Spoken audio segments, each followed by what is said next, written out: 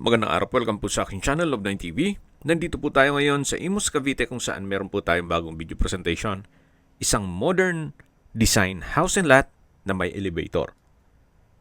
May lot area po ito na 398 square meters na dalawa po ang corner lot. At may floor area na 600 square meters. Meron po itong 4 bedrooms with own toilet and bath.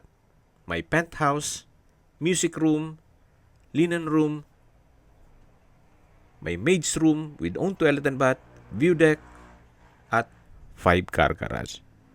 Tungkol naman po sa dokumento nito, ito'y titulado, buhay po ang may-ari, kaya wala po kayong maging problema sa documentation at sa transfer ng title.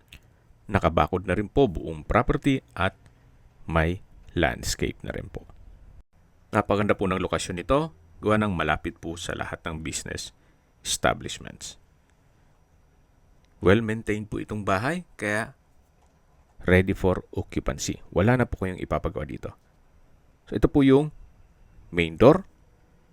At dito naman po tayo sa receiving area na naka-double high ceiling. Then sa dulo naman yung dining area.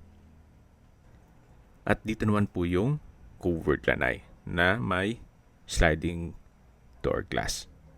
Yan po yung setback papunta sa service area.